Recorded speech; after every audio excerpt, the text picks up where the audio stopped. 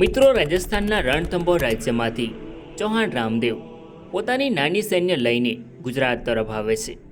ત્યારબાદ સુરક્ષિતતા અને રમણીયતા જોઈ પાવાગઢ અને આસપાસના વિસ્તારમાં તેમની સત્તા જમાવી અને અહીંયાથી શરૂ થાય છે પાવાગઢમાં ખીજે ચૌહાણ રાજવંશ. મિત્રો, ચૌહાણ રામદેવ કેમ અને કેવી રીતે પાવાગઢમાં આવીને વસ્યા તે જાણવા માટે આપણે આ વાળા વિડીયોને જોઈ શકો છો. મિત્રો, આજના વિડીયોમાં આપણે ચૌહાણ રામદેવથી ચૌહાણ જયસિંહ એટલે કે પતઈ રાજા સુધીનો ઇતિહાસ જાણીશું. નમસ્કાર મિત્રો, તો સ્વાગત છે એક નવા વિડીયોમાં. સો ફ્રેન્ડ્સ, હું છું ધર્મેશ અને ધર્મેશ પટેલ યુટ્યુબ ચેનલમાં તમારું સ્વાગત છે. સો ફ્રેન્ડ્સ, આજના વિડીયોમાં આપણે પાવાગઢમાં ખીજી ચૌહાણ વંશનો ઇતિહાસ જાણીશું, જેમાં આપણે ચૌહાણ રામદેવથી ચૌહાણ જયસિંહ એટલે કે પતઈ રાવળ સુધીનો ઇતિહાસ જાણીશું. સો વિડીયોમાં છેલ્લે સુધી બન્યા રહો. તો ચાલો વિડીયોને શરૂ કરીએ.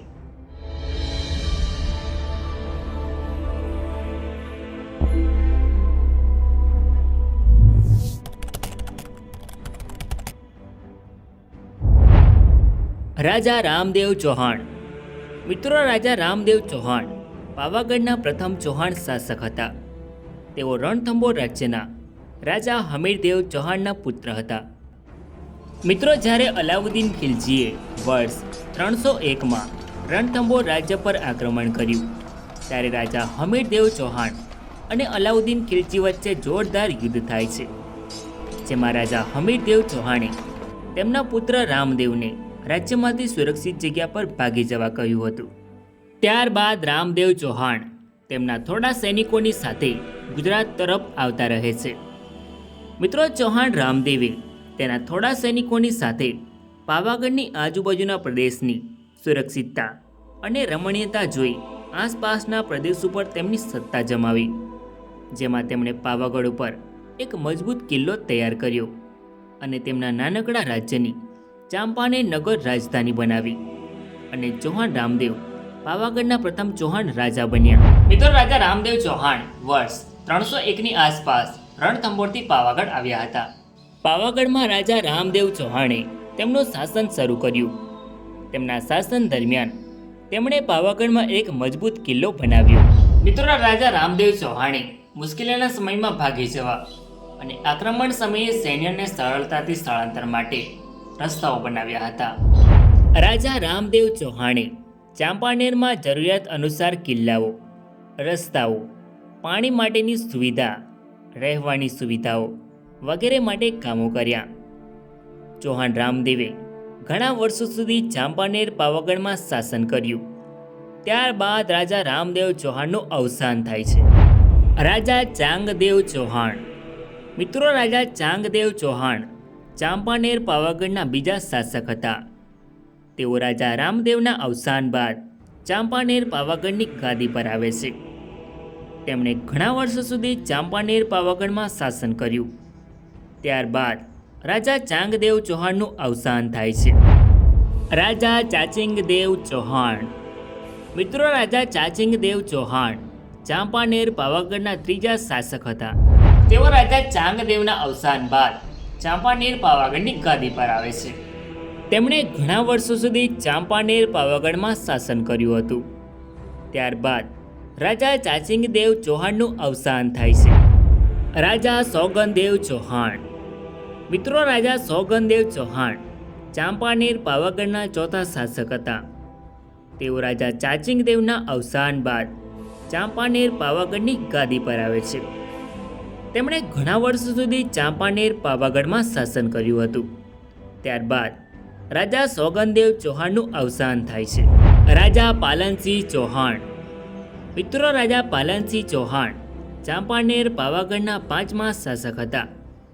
તેઓ રાજા સોગંદેવના અવસાન બાદ ચાંપાનેર પાવાગઢની ગાદી પર આવે છે. તેમણે ઘણા વર્ષો સુધી ચાંપાનેર પાવાગઢમાં શાસન કર્યું. ત્યારબાદ રાજા પાલનસિંહ ચૌહાણનું અવસાન થાય છે. રાજા જીતકર્ણ ચૌહાણ. મિત્રો, રાજા જીતકર્ણ ચૌહાણ ચાંપાનેર પાવાગઢના છઠ્ઠા શાસક હતા. તેઓ રાજા પાલનસિંહના અવસાન બાદ ચાંપાનેર પાવાગઢની ગાદી પર આવે છે. રાજા જીતકર્ણ ચૌહાણે ઘણા વર્ષો સુધી ચાંપાનેર પાવાગઢમાં શાસન કર્યું હતું. ત્યારબાદ રાજા જીતકર્ણ ચૌહાણનું અવસાન થાય છે. રાજા કુંપુ રાહુલ ચૌહાણ. મિત્રો, રાજા કુંપુ રાહુલ ચૌહાણ ચાંપાનેર પાવાગઢના 7મા શાસક હતા. તેઓ રાજા જીતકર્ણના અવસાન બાદ ચાંપાનેર પાવાગઢની ગાદી પર આવે છે. તેમણે ઘણા વર્ષો સુધી ચાંપાનેર પાવાગઢમાં શાસન કર્યું હતું. ત્યારબાદ રાજા કુંપુ રાહુલ ચૌહાણનું અવસાન થાય છે. રાજા રાવ વીરધવલ ચૌહાણ. મિત્રો, રાજા રાવ વીરધવલ ચૌહાણ ચાંપાનેર પાવાગઢના 8મા શાસક હતા. તેઓ રાજા કુંપુ રાહુલના અવસાન બાદ ચાંપાનેર પાવાગઢની ગાદી પર આવે છે. તેમણે ઘણા વર્ષો સુધી ચાંપાનેર પાવાગઢમાં શાસન કર્યું. ત્યારબાદ રાજા રાવ વીરધવલ ચૌહાણનું અવસાન થાય છે. રાજા રાવ સવરાજસિંહ ચૌહાણ. મિત્રો, રાજા રાવ સવરાજસિંહ ચૌહાણ ચાંપાનેર પાવાગઢના 9મા શાસક હતા. તેઓ રાજા વીરધવલના અવસાન બાદ ચાંપાનેર પાવાગઢની ગાદી પર આવે છે. તેમણે ઘણા વર્ષો સુધી ચાંપાનેર પાવાગઢમાં શાસન કર્યું હતું. ત્યારબાદ રાજા રાવ સવરાજસિંહ ચૌહાણનું અવસાન થાય છે. રાજા રાવ રાઘવદેવ ચૌહાણ.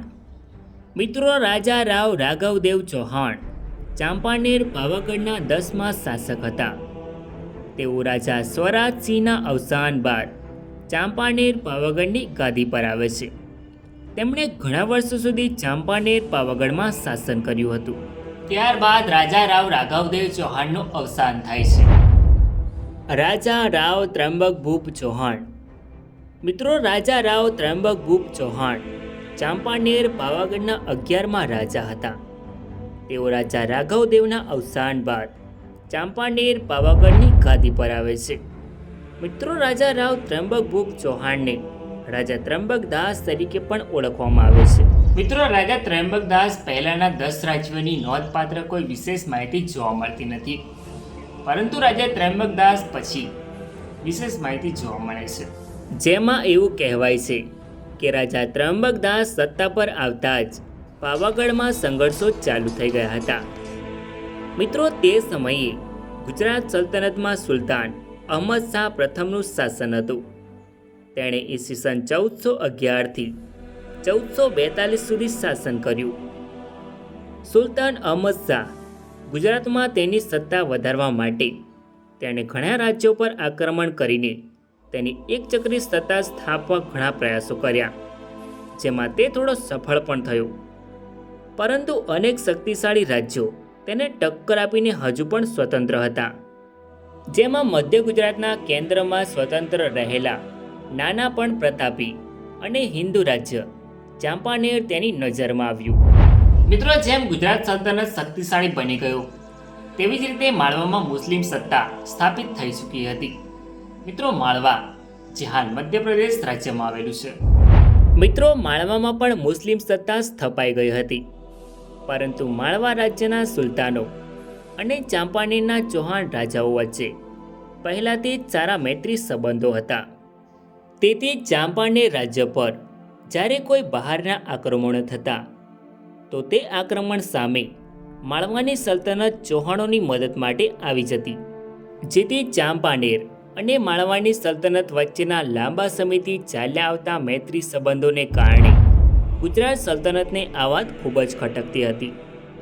ગુજરાત અને માળવાની સલ્તનતો વચ્ચે લાંબા સમયથી ચાલતી આવતી દુશ્મનીના કારણે જ્યારે પણ ગુજરાત સલ્તનતની સેનાને માળવા જવું હોય તો અનિવાર્ય રીતે ચાંપાનેરના પ્રદેશમાંથી જવું પડે, પરંતુ જ્યાં સુધી ચૌહાણોની સત્તા ચાંપાનેરના પ્રદેશો પર હોય એ શક્ય બનતું ન હતું. મિત્રો, ગુજરાત સલ્તનતની સત્તા દિવસે ને દિવસે વધી રહી હતી, જેથી બધા જ હિન્દુ રાજાઓએ મળીને એક મિત્ર સંઘ તૈયાર કર્યું, જેમાં અહમદ શાહની સામે યુદ્ધ કરવા માટે બધા જ એક સાથે મળીને રહે, જેથી ચાંપાનેરના રાજા ત્રંબકદાસ ચૌહાણ પણ આ મિત્ર સંઘમાં જોડાયા હતા. મિત્રો, સૌથી મોટી વાત તો એ હતી કે ચાંપાનેર રાજ્યને માળવા રાજ્યનો સંપૂર્ણ ટેકો હતો. રાજા ત્રંબકદાસના શાસનમાં માળવામાં સુલતાન હોસંગ શાહનું શાસન હતું. આ બધા કારણોને લઈને ગુજરાત સલ્તનતને ચાંપાનેર લાંબા સમયથી નજરમાં હતું, જેથી ઈસવીસન 1418માં અહમદ શાહે ચાંપાનેર પર આક્રમણ કર્યું અને ચાંપાનેરના કિલ્લાને ઘેરી લીધો. ત્યારબાદ રાજા ત્રયંબકદાસને સંધિ કરવાની વાત કરી, કારણ કે તે ચાંપાનેર પર આક્રમણ કરીને તેની સત્તા સ્થાપિત નહોતો કરી શકતો, કારણ કે બાકીના હિન્દુ રાજાઓ અને માળવાનો ચાંપાનેરને ટેકો હતો. ત્યારબાદ ચાંપાનેરના રાજા ત્રયંબકદાસે પણ યુદ્ધ ના કરતા શાંતિનો પ્રસ્તાવ રાખ્યો અને સંધિ કરી, જેમાં અમુક ટકાની રકમ એટલે કે ગુજરાત સલ્તનતને ખંડણી આપવાની નક્કી કરી. ત્યારબાદ રાજા ત્રયંબકદાસ અને અહમદ શાહે સમાધાન કરી લીધું. મિત્રો, રાજા ત્રયંબકદાસ ચૌહાણે ઘણા વર્ષો સુધી ચાંપાનેર પાવાગઢમાં શાસન કર્યું. ત્યારબાદ રાજા ત્રયંબકદાસ ચૌહાણનું અવસાન થાય છે. રાજા ગંગરાજેશ્વર ચૌહાણ. મિત્રો, રાજા ગંગરાજેશ્વર ચૌહાણ ચાંપાનેર પાવાગઢના 12મા શાસક હતા. તેઓ રાજા ત્રયંબકદાસ ચૌહાણના પુત્ર હતા. રાજા ગંગરાજેશ્વરને ગંગદાસ તરીકે પણ ઓળખવામાં આવે છે. તેઓ રાજા ત્રયંબકદાસના અવસાન બાદ ચાંપાનેર પાવાગઢની ગાદી પર આવે છે. મિત્રો, રાજા ગંગદાસના શાસનકાળ દરમિયાન ગુજરાત સલ્તનતમાં સુલતાન મુહમ્મદ શાહનું શાસન હતું. સુલતાન મુહમ્મદ શાહ બીજાનો ઈસવીસન 1442થી 1451 સુધીના શાસનનો સમયગાળો હતો. મિત્રો, રાજા ગંગદાસ ચૌહાણ વિશેનો ઇતિહાસ ગંગદાસ પ્રતાપ વિલાસ નાટક પરથી સ્પષ્ટ કહી શકાય છે. રાજા ગંગદાસ ચૌહાણના શાસનકાળ દરમિયાન પણ ગુજરાત સલ્તનતના સુલતાન મુહમ્મદ શાહે ચાંપાનેર પર અનેક આક્રમણો કર્યા હતા, પરંતુ ચાંપાનેર પર તેની સત્તા સ્થાપી ના શક્યો. મિત્રો, રાજા ગંગદાસના શાસનકાળ દરમિયાન પણ માળવા સાથેના સંબંધો સારા હતા, જેથી જ્યારે પણ માળવા પર ગુજરાત સલ્તનત આક્રમણ કરતું તો ચાંપાનેર રાજ્ય મદદ કરવા માટે જતું, અને જ્યારે ચાંપાનેર પર કોઈ મુસીબત આવતી તો માળવા રાજ્ય મદદ માટે આવતું. આવી રીતે વર્ષોથી માળવાના સુલતાનો અને ચાંપાનેરના ચૌહાણોના મૈત્રી સંબંધો રહ્યા હતા, જેથી ચાંપાનેર રાજ્યને જીતવું મુશ્કેલ હતું. મિત્રો, રાજા ગંગદાસ ચૌહાણનો પુત્ર જયસિંહ ચૌહાણ હતો, જે પાછળથી પતઈ રાવળ તરીકે ઓળખાયો. રાજા ગંગદાસ ચૌહાણે ઘણા વર્ષો સુધી ચાંપાનેર પાવાગઢમાં શાસન કર્યું હતું અને ચૌહાણ વંશનો ઝંડો ફરકાવી રાખ્યો હતો. ત્યારબાદ રાજા ગંગદાસ ચૌહાણનું અવસાન થાય છે, જેથી તેમનો પુત્ર રાજા જયસિંહ ચૌહાણ ચાંપાનેરની ગાદી પર આવે છે.